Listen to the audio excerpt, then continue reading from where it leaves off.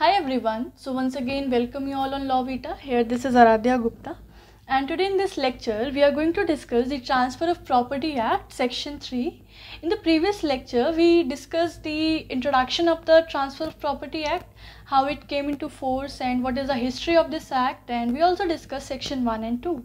Here we are discussing section 3 of the act, that is an interpretation clause. इसके अंदर certain definitions दी हैं regarding this particular act.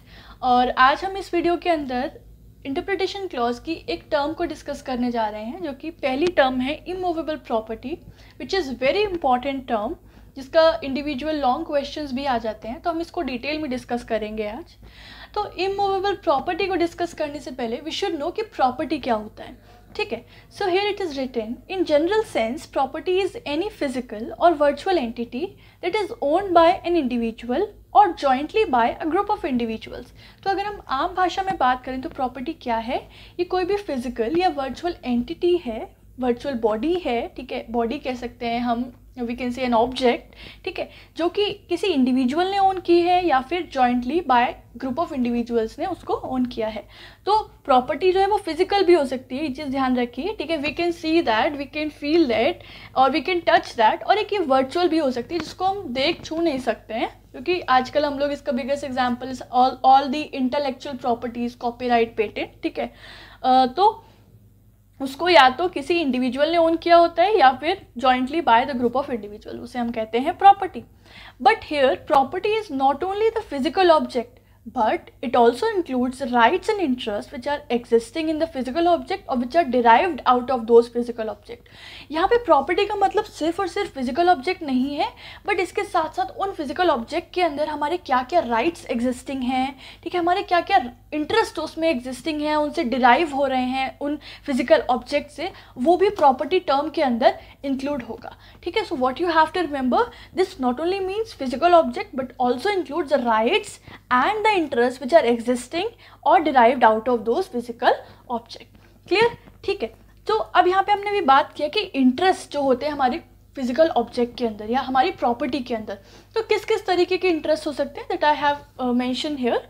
So an owner has 3 basic right. जो एक उस property का owner है उसके पास जनरली 3 तरह के बेसिक राइट्स होते हैं।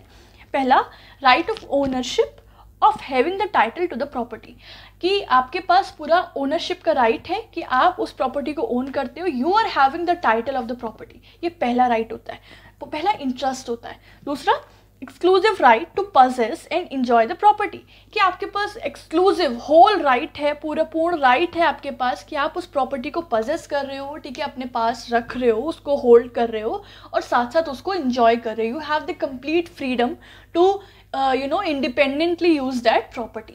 और तीसरा आपके पास जो इंटरेस्ट होता है, that is exclusive right to alienate the property in any manner he or she likes, कि आप अपनी प्रॉपर्टी को किसी भी ढंग से एलियनेट कर सकते हो, उसको खाली कर सकते हो, उसको बेच सकते हो, ठीक है, उसको ख़त्म कर सकते हो, वो क्योंकि आपका property. So this totally depends on you in which or whatever manner you are doing the same, ठीक है। तो ये 3 बेसिक इंटरेस्ट होते हैं एक ओनर के in his property. Clear? Where only some rights in property are transferred, it would be a transfer of an interest in the property। यहाँ ये बोल रहे हैं कि अगर हम लोग अपनी प्रॉपर्टी का कुछ सर्टेन राइट्स ही ट्रांसफ़र कर रहे हैं, सिर्फ क्योंकि हम लोग यहाँ ट्रांसफ़र ऑफ प्रॉपर्टी एक्ट पढ़ रहे हैं तो हम लोग ट्रांसफ़र की ही बात करेंगे प्रॉपर्टी के रिगार्ड में। तो ये बोल रहे हैं कि अगर हम अपनी प्रॉपर्टी के कुछ सर्टेन राइट्स, कुछ ही राइट्स को अगर ट्रांसफ़र कर रहे हैं तो वो एब्सोल्यूट ट्रांसफ़र नहीं कंसिडर किया जाएगा, rather it would be considered as a transfer of an interest in the property, कि आप ये कंसिडर किया जाएगा कि आपने उस प्रॉपर्टी के अंदर कुछ इंटरेस्ट ट्रांसफ़र किया है।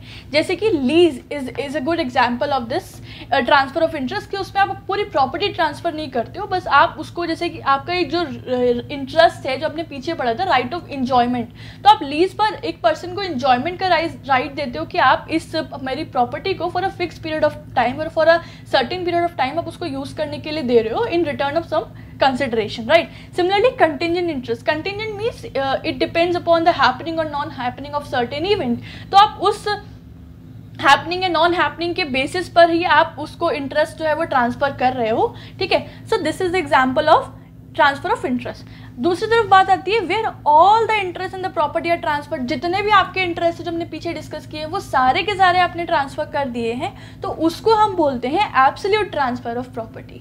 क्लियर? इन दोनों में फ़र्क बताना ज़रूरी था, इसलिए I have specifically mention these here. See the property can be transferred absolutely by sale, gift, exchange etcetera. और जो प्रॉपर्टी है आपकी वो किसी भी तरीके से एब्सोल्युटली ट्रांसफर हो सकती है, सेल के थ्रू भी, गिफ्ट के थ्रू भी, एक्सचेंज के थ्रू भी। ठीक है, सो आई होप आपको ये समझ में आ गया होगा कि प्रॉपर्टी क्या होता है, प्रॉपर्टी के अंदर आपके इंटरेस्ट कैसे होते हैं और वो ट्रांसफर किस तरीके से होते हैं। अब हम लोग बात करते हैं इमूवेबल प्रॉपर्टी क्या होता है, जो कि हम लोग सेक्शन 3 में एक इंडिविजुअल टर्म है हमारे पास। ठीक है, so here it is saying in general sense such property is motionless और फर्मली फिक्स्ड। हमें पता है इमूवेबल प्रॉपर्टी क्या होता है कि जो कि अपनी जगह से मूव नहीं कर सकती है, जो कि मोशनलेस है, जो कि फर्मली फिक्स्ड है। और इसका बिगेस्ट एग्जांपल हमने बचपन से पढ़ा है land. Land is an immovable property. अब हम ये देखते हैं, ये तो आम भाषा में मतलब हो गया इसका। बेयर एक्ट में इमूवेबल प्रॉपर्टी का क्या मतलब होता है? So in bare act it is explained in a negative way. Bare act में आपको ये नहीं बता रखा स्ट्रेट फॉरवर्ड कि इमूवेबल प्रॉपर्टी होता क्या है, बट रादर ये बता रखा है कि इमूवेबल प्रॉपर्टी क्या नहीं होती है। मतलब ये जो टर्म है इमूवेबल प्रॉपर्टी, इसके अंदर क्या चीज़ इंक्लूड नहीं होती है। As what is not included in immovable property ये बता रखा है। जैसे कि 3 चीज़ें इसमें कैटेगराइज कर रखी हैं, 3 चीज़ें स्पेसिफिकली मेंशन की हैं सेक्शन 3 में कि ये 3 चीज़ें इमूवेबल प्रॉपर्टी की कैटेगरी में फॉल नहीं करती हैं। जैसे कि पहला स्टैंडिंग टिम्बर, दूसरा growing crops and the third is grass. ये तीनों as per section 3 immovable property नहीं है, means they are considered to be as movable property in context of transfer of property. ठीक है, अब एक काम करते हैं, इन तीनों ही टर्म्स को समझ लेते हैं अलग अलग, ये क्या क्या है, इनका क्या मतलब है। ठीक है, so our first term is standing timber. So timber is wood that is used as construction material or for making tools, utensils, furnitures, fences etc. तो टिम्बर एक तरीके की वुड है, एक तरीके की लकड़ी है जो कि कंस्ट्रक्शन मटेरियल में यूज़ होती है, घर वगैरह बनाने में काम आती है, फर्नीचर बनाने में काम आती है, यूटेंसिल्स बनाने में काम आती है, फेंसिंग बनाने में काम आती है। इसके एग्जाम्पल क्या है टिम्बर ट्रीज के? शीशम, बबूल, टीक, बम्बू एक्सेट्रा। ठीक है, अभी ये तो पता चला कि टिम्बर क्या होता है। स्टैंडिंग टिम्बर क्या होता है ये जानते हैं। See, the moment the timber plant or saplings are planted till the time they are immature, they would be covered under the expression things rooted in the earth and they would be considered as immovable property. देखो ये सब जो मैंने आपको example बताया ना, शीशम, बबूल, टीक, बैम्बू, तो इन लोग के बिगिनिंग में ऑब्वियसली होते हैं, इनकी सैपलिंग्स प्लांट किए जाते हैं, इनके जो पौध होती है वो लगाई जाती है। ठीक है, तो जब हमने इसका छोटा सा पौधा लगाया उस टाइम से लेके जब तक ये इमैच्योर है, ठीक है, from the time they are planted till the time they are immature, वो क्या कंसिडर किए जाएंगे कि they are the things which are rooted in the earth. Obviously बात है, उनकी जो जड़ें हैं वो बिल्कुल रूटेड हैं। ठीक है, they are this is something which is rooted in the earth, that's why उनको हम इमूवेबल प्रॉपर्टी कंसिडर करते हैं एट दैट टाइम, जब वो from the time they are planted till the time they are immature. Clear? When further अब आगे की बात कर रहे हैं, when they reach a particular maturity level, अब जब वो एक पर्टिकुलर maturity level अटेन कर लेते हैं, means there would can be use as timber, मतलब वो इतने सफिशिएंट हो गए हैं कि आप उसकी लकड़ी को आप काट सकते हो, उसको एज अ टिम्बर यूज़ कर सकते हो और फर्दर अपने कंस्ट्रक्शन पर्पज़ के लिए, यूटेंसिल्स बनाने के लिए आप you can use that as a wood, right. Then if they are intended to be cut within short span of time, तो मैंने बताया कि जब वो मच्योर हो गए और आप उसको एज अ टिम्बर यूज़ कर सकते हो, तो अगर आपकी इंटेंशन, यहाँ पे ध्यान रखना, यहाँ पे बहुत मेजर रोल प्ले करता है इंटेंशन, कि अगर आपकी इंटेंशन है कि आप उसको within a short span of time काटने वाले हो, तब ध्यान से सुनिए, तब they would be considered as standing timber and would be considered as movable property. तब वो जो आपका टिम्बर प्लांट है, जब वो मैच्योर हो गया और आप उसको काटने वाले हो with in a short span of time, तब वो स्टैंडिंग टिम्बर कंसिडर किया जाता है और in that aspect, in that point वो मूवेबल प्रॉपर्टी कंसिडर किया जाएगा। और इसीलिए फिर वो सेक्शन 3 के वर्डिंग्स के अकॉर्डिंग इमूवेबल प्रॉपर्टी की कैटेगरी से एक्सक्लूड हो जाना है। ठीक है, और साथ में ये भी सुनिए, इफ़ नॉट, अगर आप उसको, आपकी इंटेंशन फिलहाल नहीं है उसको शॉर्ट स्पैन ऑफ टाइम में काटने की, भले ही वो मैच्योर हो चुका है, वो टिम्बर के तरह यूज़ करने के लायक हो चुका है, पर आप उसको काटने नहीं वाले हो, तो फिर वो इमूवेबल प्रॉपर्टी ही कंसिडर किया जाएगा और वो सेक्शन 3 की इमूवेबल प्रॉपर्टी टर्म के अंदर ही इंक्लूड होगा।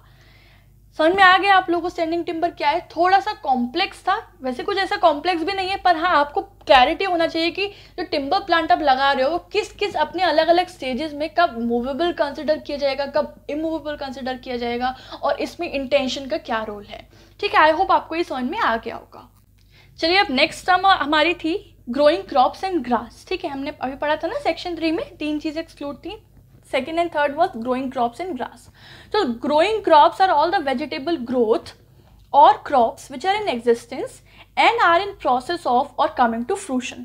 तो growing crops क्या है? वो सारी फसलें, वो सारी vegetable growths, crops जिनको आप बोते हो, ठीक है, और आपका एक पर्पस होता है कि इन फ्यूचर ऑब्वियसली बात है वो अपने जिस भी चीज़ की आपने लगाया है फसल, गेहूं का लगाया है, शुगर केन का लगाया है, ठीक है, आलू का लगाया है, किसी भी वेजिटेबल का लगाया है, फ्रूट का लगाया है, they will come into fruition. तो ग्रोइंग क्रॉप्स क्या है? कोई भी वेजिटेबल ग्रोथ या क्रॉप जो कि फिलहाल एग्जिस्टेंस में है एंड वो उस प्रोसेस में है that they are in the process or they are coming to fruition. ठीक है, clear. And practically they have no existence apart from their produce. ये बात जानना बहुत ज़रूरी है कि जितनी भी ग्रोइंग क्रॉप्स होती हैं उनके प्रोड्यूस के अलावा कोई पर्सनल अपना सेल्फ एग्जिस्टेंस नहीं होता है। ऑब्वियसली बात है, आपने शुगर केन लगाया, ठीक है, अगर वो शुगर केन क्रॉप आपने लगाया और वो इन फ्यूचर शुगर केन बन के नहीं आता है, उसकी पूरी उपज नहीं होती है, ठीक है, उसका प्रोड्यूस नहीं निकल के आता, तो उसकी उस क्रॉप की अपने आप में कोई एग्जिस्टेंस नहीं है, कोई यूटिलिटी नहीं है। ठीक है, तो practically these growing crops have their no existence apart from their produce and the growing crops are also considered as movable property. Clear. इसके एग्जाम्पल क्या है? Paan leave, sugar cane etcetera. और ग्रास हम सबको पता है, घास जो होती है वो भी मूवेबल प्रॉपर्टी ही कंसिडर की जाती है। तो ये तीनों ही टर्म्स क्लियर हो गई होंगी। चलिए अब आगे बढ़ते हैं। तो देखिए अभी हमने पूरा एक्सप्लेन किया, समझा, वो सेक्शन 3 पढ़ा था। सेक्शन 3 में जो बेयर एक्ट ने एक्सप्लेन था, इसके अलावा भी एक दो एक्ट्स में इमूवेबल प्रॉपर्टी को एक्सप्लेन किया हुआ है। और अगर आपका लॉन्ग में क्वेश्चन आता है तो आप उन डेफिनेशंस को भी एक्सप्लेन करेंगे। ठीक है, तो हम लोग उन डेफिनेशंस को देख लेते हैं। तो हमारा दूसरा डेफिनेशन है एज पर general clauses act 1897 section 3 clause 26। Section 3 clause 26 क्या बताता है? दैट इमूवेबल प्रॉपर्टी इंक्लूड्स, क्या क्या इंक्लूड करता है? Land, benefits arising out of land, things attach with the earth, things permanently fastened with things so attach with the earth. तो इनके according immovable property क्या क्या है? लैंड है, ज़मीन है, उस लैंड से डिराइव होने वाला, अराइज होने वाला बेनिफिट है, सारी चीज़ें जो कि अर्थ से अटैच्ड है, ठीक है, उनको आप डिटैच नहीं कर सकते। और वो सारी चीज़ें जो उन चीज़ों से अटैच हैं, उन चीज़ों से परमानेंटली जुड़ी हुई है जो कि अर्थ से अटैच है। समझ रहे हैं आप? नहीं समझ रहे हैं? इसका भी एग्जांपल आगे आपको डिटेल में बताऊंगी। फिलहाल जनरल क्लॉजेस एक्ट में इमूवेबल प्रॉपर्टी के अंदर ये सारी चीज़ें इंक्लूड होती हैं। एक और डेफिनेशन है एज पर द रजिस्ट्रेशन एक्ट 1908, इसका सेक्शन 2 क्लॉज 6 है। ठीक है, ट्रांसफर ऑफ प्रॉपर्टी एक्ट का सेक्शन 3 क्लॉज 1 है, जनरल क्लॉजेज एक्ट का सेक्शन 3 क्लॉज 26 है, और रजिस्ट्रेशन एक्ट का सेक्शन 2 क्लॉज 6 है। इसमें क्या क्या इंक्लूड होता है in term of immovable property? It includes land, ठीक है, वही सेम है, लैंड, बिल्डिंग्स, हेरिडिटरी अलाउंसेस जो भी अराइज होते हैं out of the land, right of way, right of light, ferry, fishery, जितने भी तरह के राइट्स अराइज होते हैं in the land itself, in the property. Any other benefit arising out of land, कोई भी और बेनिफिट जो कि लैंड से अराइज हो रहा है, डिराइव हो रहा है, अभी हमने ऊपर भी पढ़ा था। इसके अलावा थिंग्स अटैच विद द अर्थ, ये भी ऊपर पढ़ा था। इसके अलावा things permanently fasten with things so attach with the अर्थ, ये भी हमने ऊपर पढ़ा था। तो देखो एक तरीके से रजिस्ट्रेशन एक्ट के अंदर ऊपर वाली तो पूरी की पूरी डेफिनेशन है ही, उसके अलावा 2-3 चीज़ें ऐड हैं, बिल्डिंग्स, हेरिडिटरी अलाउंसेस और right of ways, lights, ferries और फिशरीज। ठीक है, और इसमें एक चीज़ और बताइए, एक तो ये बताया कि क्या क्या इमूवेबल प्रॉपर्टी की टर्म में इंक्लूड होता है, इसके अलावा बताया कि क्या क्या इंक्लूड नहीं होता है, मतलब क्या क्या एक्सक्लूड होता है। तो this is same as the transfer of property act कि immovable property does not include standing timber, growing crops and grass. ठीक है, तो कहीं ना कहीं I can conclude that the definition which has been provided under registration act, it is a blend of the above 2 definitions, है ना। ये चीज़ आप लोग भी डिराइव कर पाए होंगे। और साथ साथ इसमें ये भी बोला है that and all other properties are movable. जितनी इसने बताई हैं वो है इमूवेबल प्रॉपर्टी। ठीक है, ये तीनों को छोड़ के इमूवेबल प्रॉपर्टी और बाकी जितने भी बची प्रॉपर्टी इनके अलावा एज पर the registration act that all the properties are considered to be as the movable properties. ठीक है, चलिए अब देखते हैं जो कुछ टर्म्स हमने ऊपर डिस्कस किया ना, land, benefits arising out of land, उनका क्या मतलब है। Here land includes inner as well as outer surface of land, for example water, soil, minerals, air etcetera. Land से मतलब है लैंड के ऊपर का भी जितना सरफेस एरिया है, लैंड के नीचे भी जितना सरफेस एरिया है, वो सब आपका लैंड की टर्म के अंदर इंक्लूड होगा। वाटर भी लैंड में कंसिडर किया जाएगा, सॉइल भी, मिनरल भी, एयर भी, ये सब चीज़ें। ठीक है, इसके अलावा बेनिफिट्स क्या क्या अराइज होते हैं out of land, hereditary allowances. ठीक है, जितने भी जमीन से जुड़े हुए हेरिडिटरी अलाउंसेस हैं that all be considered to be the part of immovable property. इसके अलावा रेंट जो भी आपको बिल्डिंग से डिराइव हो रहा है, right of ferry, right of fishery, right of way, right of light, that are all the part of immovable property. Clear? इसके अलावा नेक्स्ट टर्म थी हमारे पास things attached to the earth. ठीक है, वो सारी चीज़ें जो कि अर्थ से अटैच्ड हैं। देखिए ये जो things attached to the earth है ना, ये आपका section 3 of TPA transfer of property act की 5th टर्म भी है, डेफिनेशन भी है ये। ठीक है, तो अलग से भी पढ़ लेंगे अभी, क्योंकि इमूवेबल प्रॉपर्टी की टर्म में भी इंक्लूड हो रहा है, तो हम इसको यहाँ पर भी समझ लेते हैं। ठीक है, तो अब देखो जो things attached to the earth है, ये फर्दर 3 कैटेगरीज में डिवाइडेड है। पहला है रूटेड इन द अर्थ, वो सारी चीज़ें जो कि अर्थ में रूटेड हैं। दूसरा एम्बेडेड इन द अर्थ, मतलब अर्थ में गड़ा दी गई हैं या अर्थ पे जोड़ दी गई हैं बिल्कुल उसमें। ठीक है, इसके एग्जाम्पल देखेंगे। और तीसरा है things permanently fasten with the things embedded in the earth. ठीक है, जो सारी चीज़ें एम्बेड की गई हैं उनके साथ जुड़ी हुई चीज़ें, फिट की गई चीज़ें भी things attached to earth consider की जाएंगी। अब पहला देखते हैं rooted in the earth. Rooted in the earth में जैसे कि ट्रीज आपका बिगेस्ट एग्जांपल, इतने भी ट्रीज और श्रब्स है जो कि रूटेड कर दिए गए, जड़ से मतलब जड़ से जोड़ दिए गए हैं अर्थ के अंदर। ठीक है, जैसे कि ट्रीज हो गए, श्रब्स हो गए। अब देखिए ट्रीज 2 तरह के होते हैं, एक होते हैं जो फल देते हैं, फ्रूट बियरिंग ट्रीज होते हैं, और एक होते हैं स्टैंडिंग टिम्बर जो हमने पढ़ा था, जो कि फर्नीचर में यूज होता है, उसका वुड यूज होता है कंस्ट्रक्शन पर्पज के लिए, राइट, जैसे कि नीम, बबूल, शीशम एक्सेट्रा। तो देखिए जितने भी फ्रूट बियरिंग ट्रीज होते हैं वो तो आपके इमूवेबल कंसिडर किए जाते हैं, क्योंकि आप उनको तो जड़ से नहीं लेके जा रहे हो ना, आप उनके फ्रूट्स को बेच रहे हो, वो एक अलग एस्पेक्ट हो गया। पर जो फ्रूट बियरिंग ट्री है that is itself N immovable property. But standing timber हमने पढ़ा था, it is excluded from the term of immovable property, that is why it is a movable property. पर यहाँ पे एक आपका क्वेश्चन कई बार आ जाता है, एक आपका ट्री है मैंगो ट्री। अब मैंगो ट्री के साथ क्या दिक्कत है कि वो फ्रूट बियरिंग ट्री भी है और वो एक स्टैंडिंग टिम्बर भी है, यानी कि आम का जो पेड़ है उसकी आम की लकड़ी भी यूज की जाती है आपका फेंसिंग के लिए, आपके फर्नीचर वगैरह बनाने के लिए, और साथ साथ जो फ्रूट बियरिंग ट्री भी है। तो यहाँ पे कैसे आप डिटरमाइन करोगे कि वो एक इमूवेबल ट्री प्रॉपर्टी कंसिडर किया जाएगा या मूवेबल। तो here what you have to do is it totally depends upon transferor's intention, कि जो ट्रांसफरर है जो उस प्रॉपर्टी को ट्रांसफ़र करेगा, जो उस ट्री को ट्रांसफ़र करेगा, उसकी इंटेंशन क्या है। वो उसको as a fruit bearing tree consider कर रहा है तो वो इमूवेबल प्रॉपर्टी माना जाएगा। और अगर वो उसको as a standing timber use कर रहा है, मतलब उसकी मैच्योरिटी अटेन करने के बाद उसकी वुड को यूज़ कर रहा है, तो फिर वो एक मूवेबल प्रॉपर्टी कंसिडर किया जाएगा। ठीक है, मुझे लगता है आप लोगों को समझ में आ गया होगा रूटेड इन द अर्थ का क्या कॉन्सेप्ट है। चलिए नेक्स्ट आता है आपका कैटेगरी एम्बेडेड इन द अर्थ, मतलब हमने अर्थ के अंदर एम्बेड कर दिया, उसको बिल्कुल फिक्स करा दिया। जैसे कि दीवारें, हमने दीवारें खड़ी कर दी, हमने बिल्डिंग बना डाली। देयर समथिंग्स जो कि हमने रूटेड नहीं की है, मतलब ज़मीन के अंदर तो नहीं गड़ाई है, पर हमने एम्बेड कर दिया अर्थ के अंदर।